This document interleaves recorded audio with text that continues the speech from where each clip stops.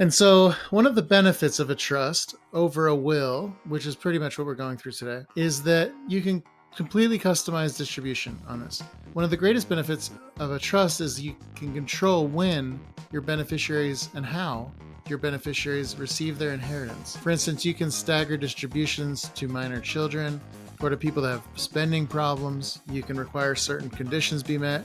You can specifically put in provisions that say, well, you have to be working, and if you're working, we'll do income matching or something like that. Or you can limit the amount of principal they can take so they can only have income. You are listening to the Legacy Talk podcast hosted by James A. Jones, attorney at law and founder of Sound Legacy Law, PLLC in Tacoma. Attorney Jones is here to talk about how to best protect your family, assets, and wealth. Pulling stories from his more than 20 years of helping families and business owners protect their assets, create their estate plans, preserve their wealth, and plan for the future. Nobody wants to think about estate planning, but life has a way of sneaking up on you, and at any moment, something unexpected could happen that will leave you regretting not having acted sooner. So join Attorney James A. Jones in the Legacy Talk podcast, and together learn how to plan for your future today and have peace of mind tomorrow.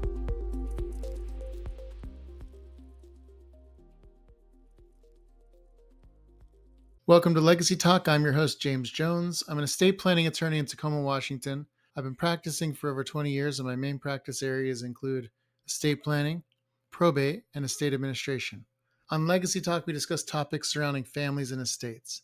Estate planning is often a confusing and complicated topic, but my goal with this podcast is to make it accessible and understandable to those who need it. So if this is something that interests you, I'd appreciate if you click the subscribe button and like this episode so that you can follow along as we break down the barriers to estate planning. I'm excited to get to today's topic. Today's topic is building trusts and trusts, embracing the belief that trusts give you greater control over your estate, because trust can be a key component of an effective estate plan and deserve a little bit more recognition. So on today's show, we're talking about building trusts and trusts, embracing the belief that trusts give you greater control over your estate. So let's get to it. We're getting back to the basics today on Legacy Talk, estate planning basics, that is. We're talking about trusts again. Yes. Trust can be a key component of most estate plans, but most people know next to nothing about them. They're not just for the super rich. They're not scary. They're actually pretty friendly. They offer benefits far above those of a will. They're simple to manage and customize. And while they might not be as popular as wills, they do deserve a second look. So today, on this episode of Legacy Talk, we are helping build trusts in trusts. And so we want to get started on this thing. We want to make sure that we know what a trust is. For those of you who don't know, a trust is a legal entity that holds and manages property or assets for the benefit of someone else, a third party called a beneficiary. The manager of this trust is called a trustee. That's either an individual, it can be a bank, it can be there's specific trust companies that can do this. And that person or entity is appointed to manage these assets for the benefit of this beneficiary, according to the terms of the trust. Okay. Unlike a will, the trust is effective in most cases during your lifetime, whereas a will is only effective when you die. And so a trust can be set up during your lifetime, inter vivos trust, that could be effective during your lifetime to manage assets on your behalf before you die. Okay. And so because it's alive and functioning before you die, it stays alive and functioning when you do die. Okay. And the other benefit over a will of a trust is that it's private. It's a private document, and we'll get into why in a minute. Okay. So there's key components to a trust. There's 3 parties to a trust. Okay. 4 key components in total. The parties to a trust are a grantor. That person creates the trust. Sometimes it's called a settlor. I usually call it a grantor. That person creates the trust. There's a trustee. That person is in charge of managing the trust. Okay. It's like the executor of a will. And then there's beneficiaries. Those are the people or person that benefit from the trust. Okay. So grantor, trustee, beneficiaries. And the other component of the trust is that a trust, in order to be a trust, has to have an asset. So there has to be an asset to be managed by a trustee for the benefit of the beneficiaries, or really there's no trust. It can be paper and it can be sitting there waiting, but it's not functioning as a trust without any assets. Okay. And so one of the benefits of a trust over a will, which is pretty much what we're going through today, is that you can completely customize distribution on this. One of the greatest benefits of a trust is you can control when your beneficiaries and how your beneficiaries receive their inheritance. For instance, you can stagger distributions to minor children or to people that have spending problems. You can require certain conditions be met. You can specifically put in provisions that say, well, you have to be working. And if you're working, we'll do income matching or something like that. Or you can limit the amount of principal they can take so they can only have income. So they have to have a regular job if you're not wanting to create trust fund kids. You can give them incentives to finish their education, get a job, buy a house, get married, start a business, that kind of stuff. If you just give your kids or beneficiaries their inheritance when you die in their own name, they can do whatever they want with it. But in a trust, you can sort of dictate what happens to it. Okay, a little bit more. You can add special provisions for a trust to manage minor beneficiaries' assets. That's another thing. If you have minor children cannot hold assets, right? They cannot have their name on assets by themselves. And so the best way to give a minor child assets is through a trust. And so in those cases, you could create a will that creates a trust, or you can create a trust is for their benefit through a trust or on its own. And you can have provisions that pay for their education and their support during their lifetime when they're minors. And at a certain period of time, they could become the trustee or they can get the money put in their own name.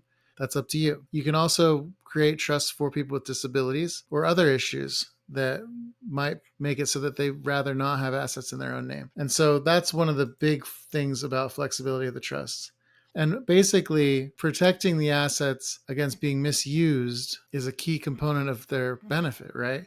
It reduces risk of mismanagement. It reduces risk of a beneficiary squandering their inheritance that you worked years and years and years, your whole life most of the time, to build up just to have it blown off on a party week. The other benefit of a trust, another benefit of a trust, is that it avoids probate. Probate, for those who don't know, is a judicial proceeding, court case, to administer someone who's died's assets, right?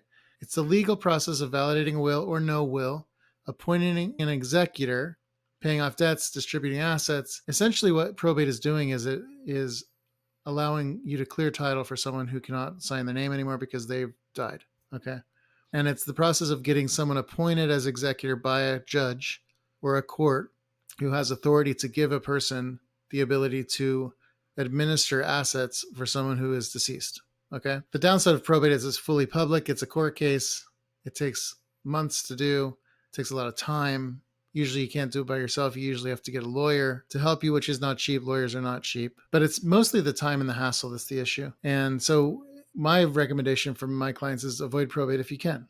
Okay. And trusts, properly funded trusts, avoid probate. And the reason for this is because assets held in a trust have the ability to bypass probate because the trust says that the trustee of the trust has the authority to administer the assets of the trust. And so if you set up a trust during your lifetime and you passed away and you named a successor trustee of your trust, the trust says when I die or when I'm no longer trustee, my successor trustee can distribute the assets according to the terms of the trust.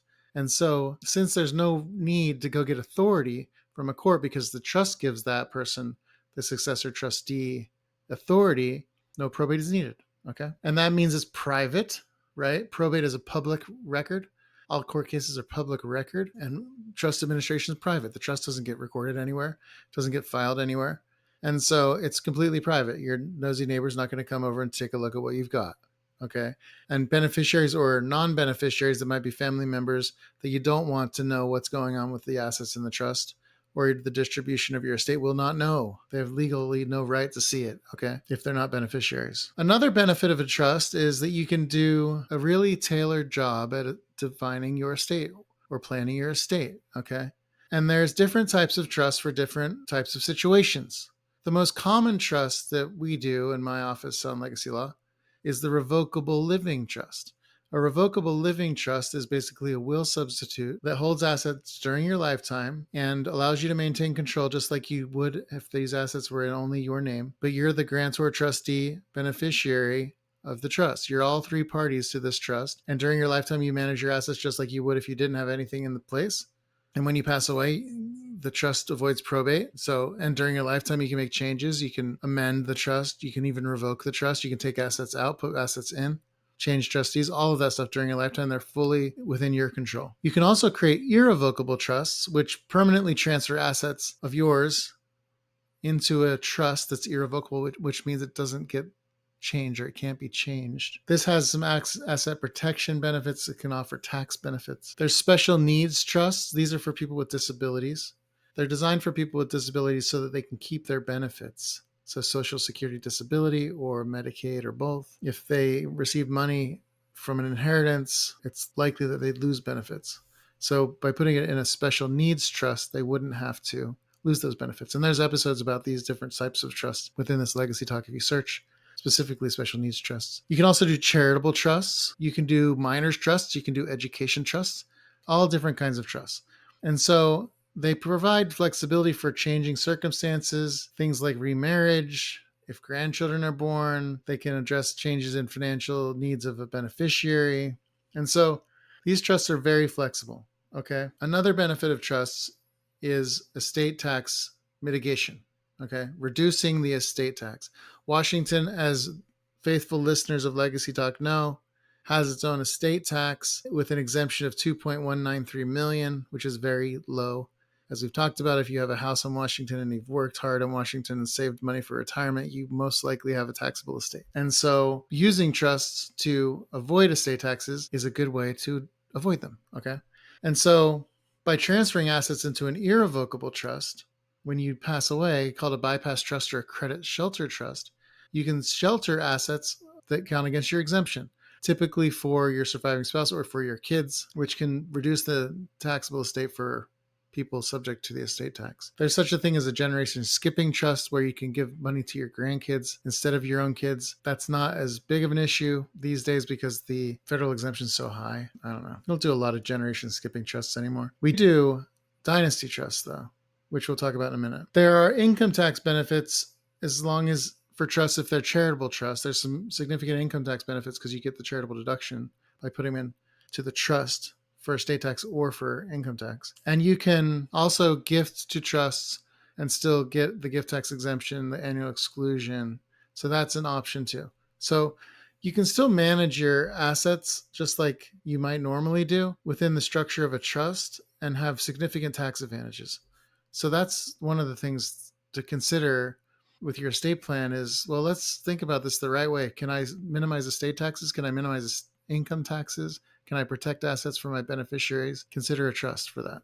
Okay. Another benefit of trust is asset protection. Shielding assets from creditors is one of the main functions of an irrevocable trust. And the assets placed in an irrevocable trust, properly placed, and the trust is properly structured, can protect assets from lawsuits, judgments, divorce, car crashes, right? All that kind of stuff. And so a properly created trust, irrevocable trust, can be asset protection benefit. A lot of people that I work with opt to give their kids or their beneficiaries their inheritance in a trust. And the reason why is this asset protection. They don't have to worry about that money being lost in a lawsuit. They don't have to worry about that money being lost in a divorce. They don't have to worry about that money being lost against judgment creditors. And the other benefit is money that is placed in an irrevocable trust as part of someone's inheritance, as long as it stays in that trust, will not become taxable under the estate tax in the beneficiary's estate.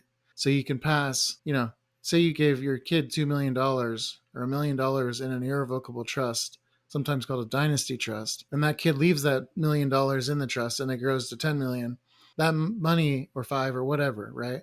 That money can be passed down to his or her kids tax-free, and it will not be taxable in their trust, estate tax wise. Okay, there's still income taxes, of course. There's no estate tax, which is the big hit, right? And so this protects beneficiaries from all those bad things, right? And it also protects beneficiaries who might not be good at money.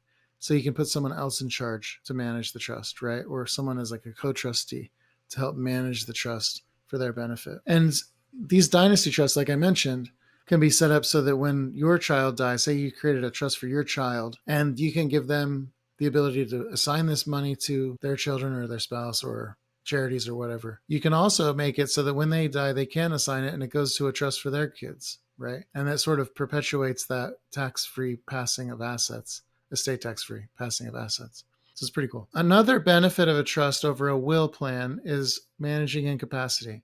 we've talked a lot about like durable powers of attorney and stuff on this podcast, and there's episodes specifically about durable powers of attorney if you check. But managing incapacity through a trust can be even better, right? A revocable trust that's created during your lifetime, if you become disabled or incapacitated, your successor trustee can continue to manage that trust during your lifetime for your benefit. And so this provides an alternative to a court-appointed guardian or conservator, because there's already a plan in place that if something happens to you, or if you're, because of your incapacity, you can't manage your assets, there's already a plan in place that you created that says my successor trustee can manage this, okay, without the court getting involved, okay?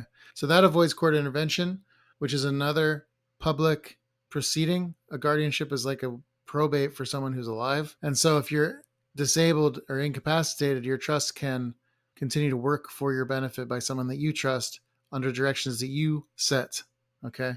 And so because of this trust, they don't have to go to court to get authority. They don't have to go to court to get letters to talk to the banks and everything. They have a trust agreement that says, hey, when my mom or the grantor of this trust or whoever the beneficiary of this trust is can't manage it anymore for their benefit, right? I'm the successor trustee. Here's the document. I'm running this thing now. And so there's no court intervention, right? There's no reporting to the court, which can be a fiasco as well. Another thing that you can do with the trust is you can create trusts that benefit multiple beneficiaries, okay? And so you can create like a grandchildren's education trust or something, right? Where the kids are different ages. You can manage a trust collectively for their benefit many different ways, depending on their needs, independent needs, right? And you could manage trusts for the benefit of a spouse, or someone could manage it for the benefit of a spouse in a second marriage type situation, so that your kids still get what they're supposed to get, but your spouse still gets what they're supposed to get during their lifetime. You can dictate how much certain beneficiaries get for their support, right? And under what conditions, like we talked about. And you can create these multi-generational education trusts that say, hey, when this kid's done with that money or not needing it, it's there for the rest of the kids, right? Or it's there for their kids. So you can sort of put those kind of parameters in the trust. And you can create charitable trusts like we talked about for charitable purposes. The other benefit of a trust, because it's not going through probate, it reduces the likelihood of having family battles or battles with regard to distributions or accountings, inventories, stuff like that, right? Because the trust is a private thing. There's no court case built in. So the idea of having an unhappy beneficiary create a court case hiring their own attorney is maybe less likely in a trust situation than a probate setting. And trusts provide clarity, right? Trusts are created during your lifetime while you have full capacity. You can't just create one willy-nilly typically. You've got to think about it. You got to work with your attorney on it. And so this reduces ambiguity. It reduces risk of someone saying, well, they didn't have capacity to do this, or they were unduly influenced or under duress or something like that. Another way to do this is appointing a neutral trustee. To avoid family fights, appointing a neutral trustee like a bank or a trusted friend or a fiduciary company, avoiding family tension by not having a family beneficiary trustee might be what the doctor ordered or lawyer ordered in certain situations. And finally, the trust can continue your legacy. Like Legacy Talk, we're talking about legacy. They provide a way to leave a lasting legacy by supporting your children in a way that you want to support them. You can support charitable causes that reflect your values, incentivize your children to invest in arts or things that you like, right? Or causes that you like, and maybe they're rewarded through the trust. Okay. And then allow you to embed your personal values into your estate plan, ensuring that your wealth is used and aligned with your long-term goals, which include responsible inheritance, philanthropy, things like that. Right. So flexibility, management, simplicity, those things are the key, right, to these trusts. And so they're better, right? They're better than a simple will plan. And unless you have no assets, right, not everybody needs a trust. So there's limited people that won't benefit from a trust. Those people are people that have very little assets. They don't have real estate. They're not going to go through probate probably if they put beneficiaries on their accounts. We're not going to put those types of people in trust. But almost everybody else, if you have a house, if you have investment accounts, if you have bank accounts, almost everybody else can benefit from a trust over a will style estate plan. So that's my 2 cents. So that brings us into the story time. I've got 2 stories. Both are very recent. Okay. I just met with a longtime client of mine whose wife died. They had a revocable trust as the central piece of their estate plan. Because they had a revocable trust, the administration of this trust after the wife died was about 2 hours worth of meetings with me. Okay. If that. maybe not even that, to get everything situated for him, continue on with his life, make sure that the things are up to date and the assets are where they're supposed to be, and making sure that there's no estate tax paid, stuff like that. It took about 2 hours probably of time with me on his side of things. And there's maybe a little bit of legwork again to sort of move things around a little bit, but it's a couple hours versus months of probate time. Okay, if there's no trust. So no probate was needed, nothing like that. Alternatively, I met with a client this week whose husband died. They thought everything was right in place. They had a will. They had a will plan that said everything goes to my spouse, my wife when I die. But the problem is, because it's a will and there's nothing else, we have to do a probate to clear title to the house. Okay. And so we have to go through this probate process, which will take 6 to 12 months, probably 6 months. Hopefully not much more than 6. Could take longer, but it probably won't. Okay. But it's still going to court. It's still getting appointed by the judge, lawyer time, hassle, fees with the state, with the court, lawyer fees. But once we're done with that probate, she's seen the light. And so we're going to do a revocable trust plan for her so that her family, her children don't have to go through probate again for her. Okay. And so that's the positive. If we can get people in, do a quick title clearing probate, hopefully, and put them into a trust plan going forward and get the probate court off their back and get them out of the picture.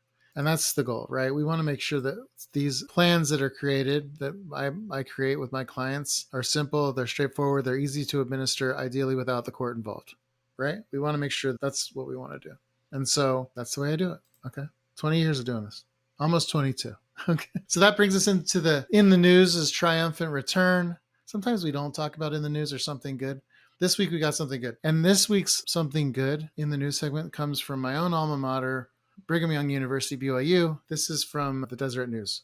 So BYU football fans showed up in a big way for the quarterback of the opposing team this week. This is last week's game, which was against Kansas State, which was the 21st of September. Okay. So BYU fans showed up big time for the quarterback of the opposing team, who happened to be Kansas State. And the recipient of Cougar fans and the quarterback's generosity are giving thanks. Kansas State quarterback Avery Johnson started an online fundraising drive last week to raise funds for Chris Botts, who was his high school principal. He was undergoing cancer treatments. He has stage 4 cancer, unfortunately. Johnson has asked fans to pledge a donation for every time he scores a touchdown this season, beginning with last Saturday's game against the BYU Cougars. Though Johnson didn't score any touchdowns in Lavelle Edwards Stadium in Provo, BYU fans were quick to show their support of the Kansas State quarterback, donating thousands of dollars to the cause. Botts, who's the principal at Mays High School, Kansas, has been recently diagnosed with stage 4 large cell neuroendocrine cancer. I mispronounced that. And he has to travel to Houston every week to take part in a clinical trial, which has got to be expensive. With the help of BYU fans' contribution, the fundraiser reached more than double its original donation goal of $20,000. As of Wednesday, over $50,000 has been raised to cover Botts' medical and travel expenses. Due to the surprising amount of generosity of donations, the goal has now been raised to $80,000 as Johnson continues his campaign to raise money for Botts throughout the season. It just goes to show that there's a lot of great people in this world, Johnson told the Wichita Eagle, and it's bigger than football. Over 950 BYU fans donated $40,000 to the company Champs Raise, which is hosting this fundraising drive. And the BYU fans left encouraging notes, which is pretty cool, with their donations. While many donated $38.09, which reflects the score of the game, 38-9 in favor of the BYU Cougars, who are now 5-0. Hoping you make it to our next game with K-State, where the football score will matter for a few days, but the score of your influence will still matter for lifetimes, one fan wrote. That's nice. In a video posted to Facebook, Botts expressed his gratitude to the BYU fans, saying that they introduced him to a whole new kind of love. Botts, who's a K-State fan through and through, said his new second favorite university is now BYU. Thank you. Your fans, holy smokes, he continued, your fans are so generous. You define what it means to love unconditionally, truly for someone that you don't even know. Thank you for your generosity. Thank you for walking the walk to truly love one another and make the world a better place. You have made my world a better place. So that's a really great story. Great job, Cougar fans. It's just nice to see that there's people out there that care about each other, that we care about each other generally, right? There's good people out there that we can get behind stuff. And that's something great to get behind. And so I thought it would be something good to share today. Anyway, that's it. Today's episode. Thanks for listening to today's episode of Legacy Talk. If you like today's episode and would like to learn more, please like and subscribe for more great content. I've been your host, James Jones. To your legacy. Thank you for listening to the Legacy Talk podcast by attorney James A. Jones. If you found today's episode helpful, we ask that you like and follow us on all major platforms so you don't miss out on the latest episode. If you have questions for Attorney Jones, reach out at info@joneslegacylaw.com or visit our website at joneslegacylaw.com. Join us again next week for another episode of the Legacy Talk podcast.